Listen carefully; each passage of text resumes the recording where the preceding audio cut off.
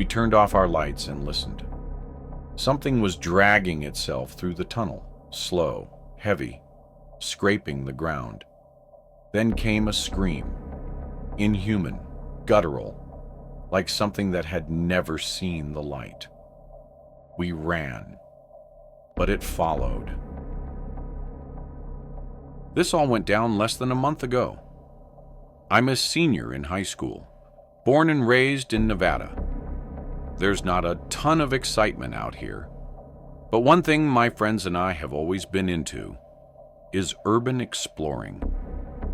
We'd search for places that felt forgotten, abandoned buildings, long-sealed tunnels, dead malls. We'd squeeze through busted fences, snap photos, sometimes even find our way onto rooftops or into the deepest basements. It wasn't about vandalism or breaking laws. It was all about the experience, the atmosphere. The guy in our group who always found the weirdest, most off-the-grid spots, that was Charles. He was the quiet type, kind of mysterious. Half the time, he'd show up with some obscure location none of us had ever heard of.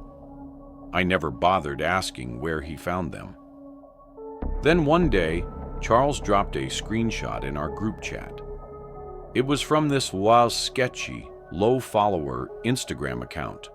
Blurry, unsettling photos, and even creepier comments underneath. The caption on the post?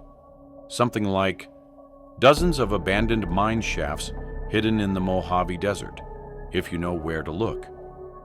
Charles had actually messaged the account.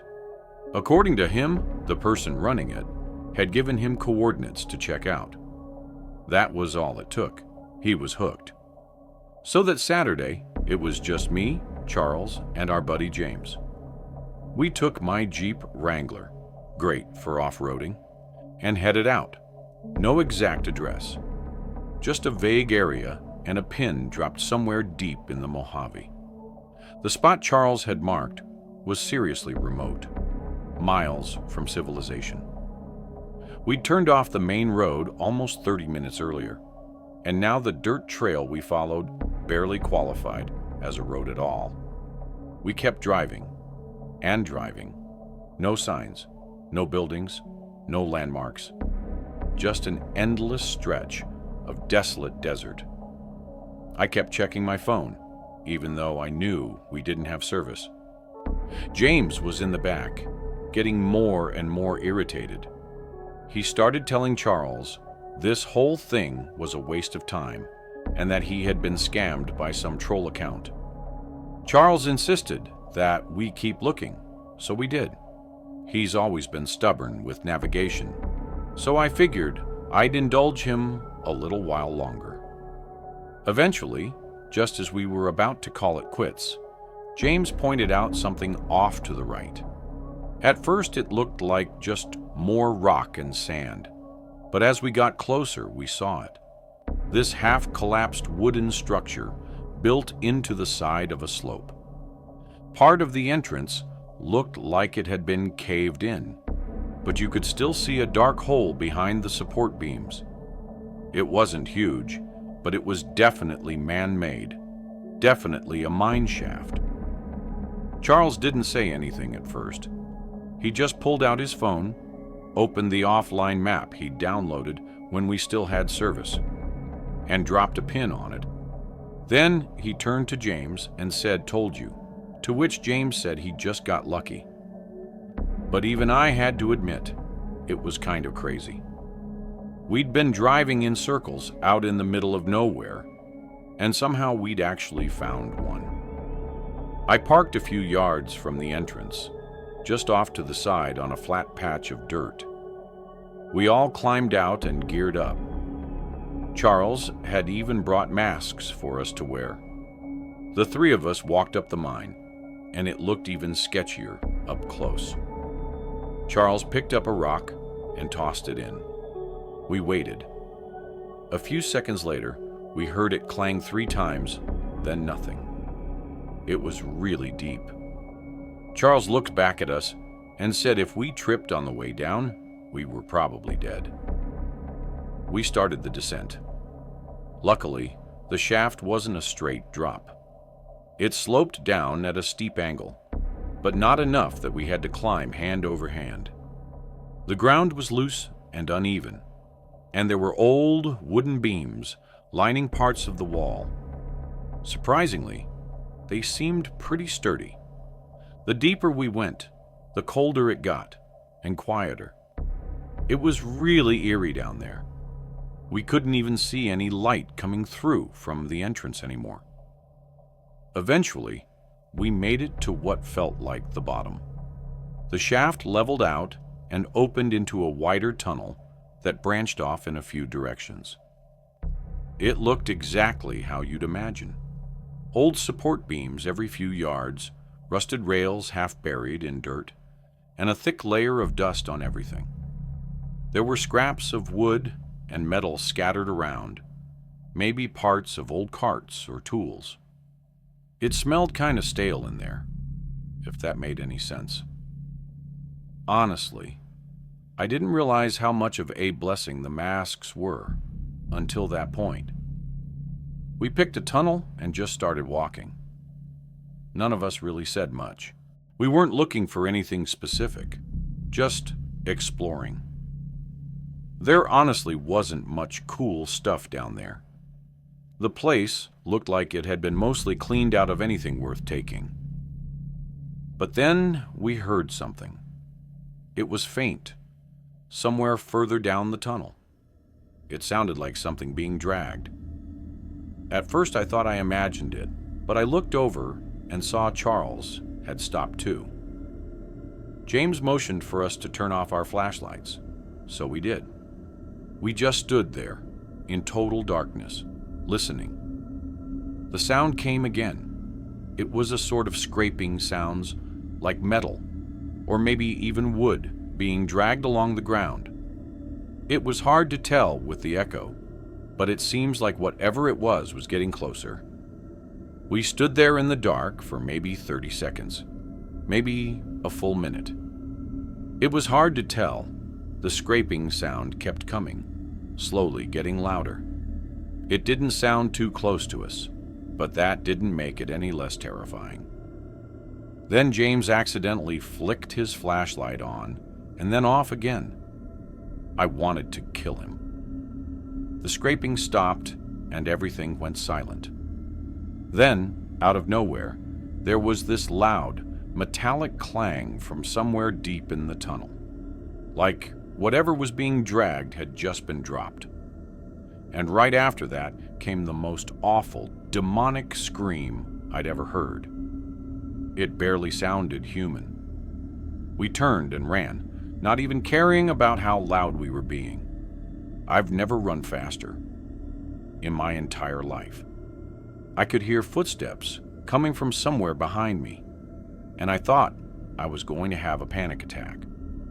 I was in the back, trying to keep up, and then I tripped on something. One of my shoes came off, and I struggled to stay upright. I didn't have time to go back for it, so I just kept going, trying to ignore the pain in my foot up ahead. Charles and James had already reached the incline and were climbing. I practically threw myself up the stairs. When I tell you climbing those stairs, half barefoot, was the most painful thing I'd ever experienced. I'm not exaggerating. It was excruciating. I was picking up new splinters every few seconds as I scrambled out. If it weren't for the adrenaline flooding my system, there's no way I would have made it. By the time I stumbled into the open air, my foot was wrecked, completely useless. James and Charles had to practically carry me back to the Jeep. Driving was out of the question, so James jumped behind the wheel. I barely managed to shut the door before he slammed it into gear and hit the gas. I don't know if anything followed us out of those shafts, but we weren't about to stick around and find out. The ride to the nearest hospital was dead silent. I was in so much pain, I genuinely thought I might black out. At the ER, They gave me a tetanus shot, cleaned out every cut, and pulled what felt like 100 tiny splinters from my skin. Even then, I couldn't walk properly for days. A few days later, once I could limp around without too much pain, James told us he'd lost his wallet. He figured it must have fallen somewhere near the shaft when he was helping drag me to the car. He hadn't said anything at the time, but now he figured it was worth going back just to the entrance. No way were we going back inside. So the three of us drove back out there using the pin that Charles had saved. Obviously, James's wallet was nowhere in sight, but we did find something. My shoe. It was lying just a few feet from the mine's entrance. I cautiously approached, my heart racing, and picked it up. The shoe was shredded, as if something, or someone, had torn into it. There were clear teeth marks, and entire chunks were missing from the fabric. We didn't hang around much longer after that. None of us could make sense of what we had found. Some might try to explain it away as the work of a homeless person living down there, but that didn't sit right. How could they have survived down there for so long? There was no food, no supplies. What could they possibly be eating? Charles said the Instagram account had never replied to any of his DMs asking what happened. And honestly, after all that, I don't think I'll be doing any urban exploring in the desert again for a long, long time. But first, did you know that 98% of people who watch my videos aren't subscribed? That means you. And yes, I am speaking specifically to you. Probably aren't. So now would be a great time to leave a like on the video and subscribe. I've always considered myself a bit of a rugged guy. The outdoors have always been my element. Vacations for me aren't fancy resorts or all-inclusive getaways. They're camping trips or days spent fishing. My girlfriend, Tiki, feels the same way. If I'm being honest, I think that shared love for nature is one of the main reasons we clicked in the first place. A couple of weeks ago, we decided to mix things up a bit. We drove out to the desert for a few days of camping. We'd both spent time in forests, mountains, and by lakes, but the desert's quiet, open expanse felt like something completely different, something we had to experience at least once. Another big draw for the desert was the stargazing. It's something we both adore, maybe more than anything else. Even early in our relationship, we'd drive out of town, find a quiet spot, and just lie on the hood of my truck, watching the night sky. So when we found a spot online that promised no nearby towns or light pollution, we were sold. It was a place far off the beaten path, remote, yet legal for camping. No amenities, just endless land, a few fire rings, and a sky full of stars. It sounded perfect. We packed up the truck with our gear and made the 3-hour drive early that Friday morning. The last hour or so was on a dirt road that felt like it went on forever. There wasn't a house or sign of human life in sight. Honestly, that was half the appeal. By the time we found the campsite, it was already late afternoon. The place was completely void of people, just as I had hoped. The first couple of nights were exactly what we wanted. Warm days, cool nights, clear skies. We'd sit out by the fire with a couple drinks, pass a little joint back and forth, and just talk about dumb stuff. Or lie back and stare at the sky. Not having a schedule or any distractions was really, really refreshing. And yeah, we'd fool around a bit in the tent. That was all part of the fun too. It felt good to be disconnected. Both nights, though, we heard something strange. Not close, just somewhere, way out in the distance. It was this low, drawn-out sound, like a howl or a moan. It didn't really sound like a person, more like an animal. The first night, we both sort of paused when we heard it. Tiki looked at me like, "Did you hear that too?"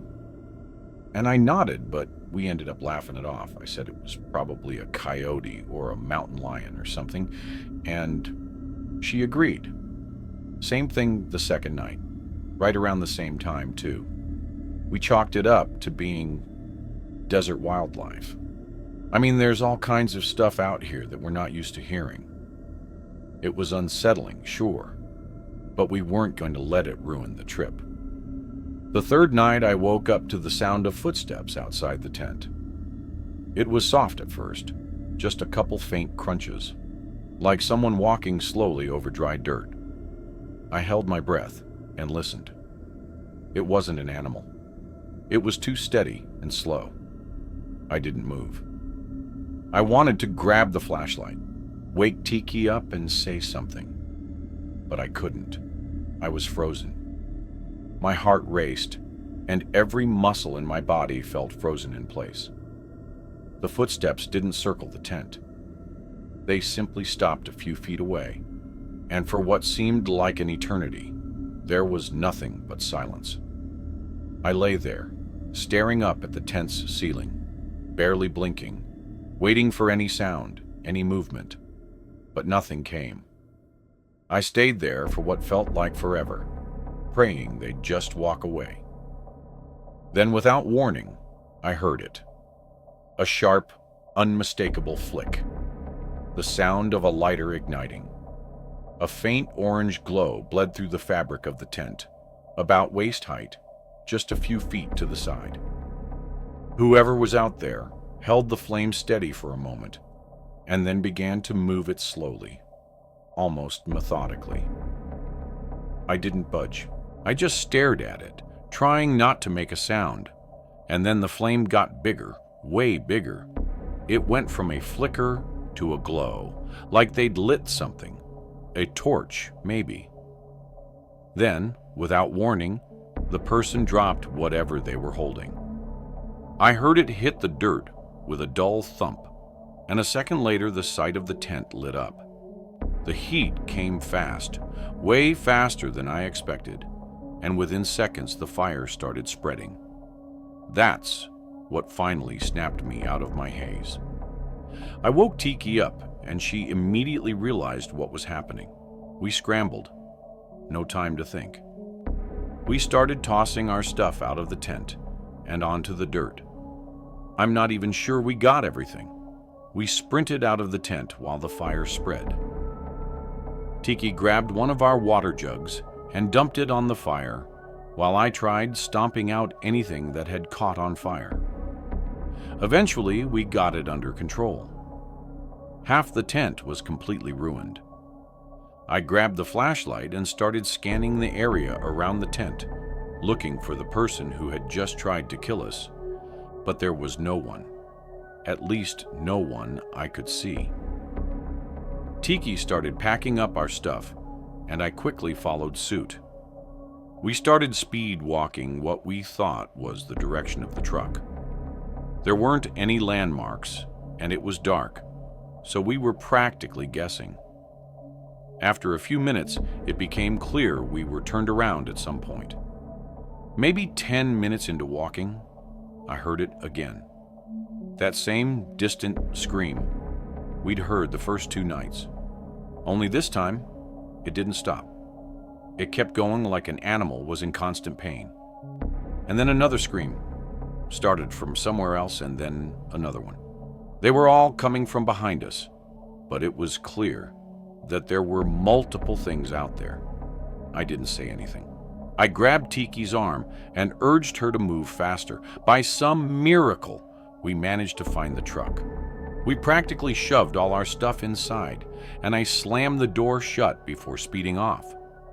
I couldn't push it too fast, though. The road was rough, and with nothing but my high beams cutting through the dark, every bump and curve felt like it might send us flipping. After what felt like an eternity, We finally hit a main road. I didn't let up on the gas until I saw other cars. Tiki was holding it together, but I could see the fear in her eyes, like she was on the edge of breaking down, and I wasn't doing much to comfort her. We did call the police to report everything that had happened, but as I think back on it now, all I can focus on is how, if I hadn't been such a light sleeper, my girlfriend and I could have ended up dead in that desert that night. Before I get to the part that really matters, I need to give you some background. I've always been a bit wary of my mom's past. Wary might not be the perfect word, but it's the closest I can think of. She was born in Mexico and spent her childhood there before moving to the US on her own to pursue an undergraduate degree. The rest, as they say, is history. She found work, met my dad, and has been living in America ever since. What I don't know is much about her life before that move. And honestly, I get the feeling that's no accident. She avoids talking about her past altogether. Anytime I ask, she either brushes it off with a joke or changes the subject entirely. Growing up, my dad always said it was because she had some traumatic experiences in her childhood that were best left unspoken. And for a long time, I accepted that explanation without question. Why wouldn't I? But as I got older, I couldn't help but wonder more and more about it. I started noticing just how good she was at sidestepping those kinds of questions at family gatherings. It became almost uncanny. Here's what I do know. She lived in a border town somewhere in northern Mexico, along the Texas border. It doesn't have the best reputation being a border town at all. The closest I've ever gotten to knowing anything about her parents is a joke that she told a few times when I was younger. She would laugh that her dad's side of the family were the politicians, and her mom's side were the crooks, but she was never able to tell which was which. I never read into it as anything beyond a cynical political joke. But as I grew older, I started wondering whether there was more truth to that statement than I had originally thought. Her dad worked for the government in some capacity, and she never spoke about her mother. Not once. The only other piece of information I have is a name. I'm not going to write it out, so I'm just going to call him R. One night, when I was around 10 or 11, I woke up in the middle of the night to use the bathroom. As I was walking past our living room, I heard my mom speaking in a quiet voice. I didn't understand Spanish, but she repeated R's name multiple times, the way someone talking about someone would, as opposed to someone speaking directly to someone. All the lights in there were off, so I couldn't actually see her, but I could hear her. Even though I knew it was just Mom, my young self was still a little scared of the dark, so I instinctively flipped the light switch on. She didn't scream or even react to the light. It was like she was anticipating that I'd be there. Instead, she immediately hung up the phone and glared at me with a look I had never seen from her. She told me to go back to bed, and I did, and that's it. That's basically all I know about my mother's past. A joke, her dad's very vague occupation, and the name Art. What I'm about to tell you happened almost a year ago to date, and it's been on my mind a lot recently. I'm from Arizona, lived there my whole life. I was a year removed from graduating college, and I was driving through the desert on my way to meet up with one of my old college friends. It was a really long drive. I'm talking road trip hours, and I was tired of listening to music. I'm not a podcast guy, so I was low-key cycling through my contacts, calling up all my friends and whatever girls I happened to be talking to. Eventually, I decided to call my mom. We're both really into soccer, so we were talking about the upcoming Champions League fixtures and how exciting the matchups were. She's got some serious knowledge on the sport, so the two of us can talk soccer forever. Out of nowhere, I saw two pickup trucks blocking the road up ahead. It didn't look like a car accident, so I wasn't sure what I was looking at. I was worried that someone might need help or something, so I slowed down as I approached. My mom was still on the phone, but I hadn't let her know what was happening. I stopped my car and sat there, wondering if it would be a good idea to get out. Before I could do anything, 3 men sprang out from the 2 cars, all holding guns. I froze up and realized there was another car quickly approaching mine from behind. I was unarmed, so compliance was really my only choice at that point. One of the men tapped his gun on my door, motioning for me to get out. The other 2 stood a little further back. I put my hands up and slowly got out of my car. By that point, the car behind me had fully caught up and was parked a little ways away. The man barked a few commands in Spanish, but I didn't understand what they were saying. I consider my inability to speak Spanish one of my biggest failures in life, especially as a Mexican American, and in that moment, not being able to at least communicate with my assailants. I wanted to die.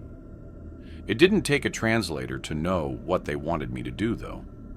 Before I knew it, my phone, keys, wallet, and other personal belongings were in their possession, and it looked like I was going to be stranded in a barren desert with no viable escape. One of the men climbed into my truck, and that's when everything took a turn. It suddenly hit me. I hadn't hung up the phone with my mom. Since my truck was still running, she was still on the line. From where I sat, I watched through the driver's side window as the man reached toward the phone screen, almost like he was about to end the call. But then he hesitated and pulled his finger back. He lingered for a moment, and it seemed like he was listening. That's when the pieces fell into place. My mom must have been talking to him. After a few seconds, I saw his lips move, and I realized they were having a full conversation inside the truck. Of course, I couldn't hear a word. Windows and doors were all shut, but I could tell they were speaking in Spanish. I swear, in my life, I'm 90% sure he repeated R's name a few times, like my mom had said it, and he was making sure he heard it correctly. At some point, the other guys must have realized what was going on because they stopped guarding me and approached the car. The guy inside rolled the window down and stared at me as he spoke to the other 2 men. After he finished talking, all 3 of them turned and stared at me, as if sizing me up. The conversation didn't last long after that. They hung up the phone and walked back over to me. They handed me all my stuff back, including my car keys. The only thing they took was the cash in my wallet. One of the men looked at me, smiled, and in a thick accent said tax as he did it. I had never been more happy to lose all my cash in my life. As I drove away, all 3 cars, including the one that had been behind me, started speeding off into the desert, away from the road. My plan was to try memorizing their license plates, but none of the cars had any. I was still in shock. After a few minutes of driving, I called my mother back and demanded an explanation. She told me that she had simply threatened to call the police on them as she was tracking my location and knew exactly where I was. I told her that was obviously BS and insisted she tell me what they had really been talking about. She was adamant about her story, though, and told me most of the Spanish was just her pleading her case. Even though I didn't believe her story, there was nothing I could do but accept it. I asked her to call the police for me, and she said she would. Eventually, we ended the call, and I drove the rest of the way in total silence. To be honest, I pushed that experience to the back of my mind for as long as I could, but over time, it became impossible to ignore. I'm starting to get more and more convinced that my mom was involved with a Mexican gang or a cartel when she was younger. And what's even more terrifying is the thought that this connection might not have ended when she left Mexico. She knows I'm not stupid, so I'm not sure how much longer she thinks she can keep up this act. Part of me feels like I should just confront her about it, but I'm terrified of the kind of tension that might cause. And even worse, I can't shake the feeling that if she finally tells me the truth, I'll be stepping into a world I'm not prepared for. If you enjoyed this video, don't forget to hit the like button and subscribe to the channel for more amazing video. Turn on the notification bell so you don't miss any updates. All right, that's it for today. Take care, and I'll see you in the next one.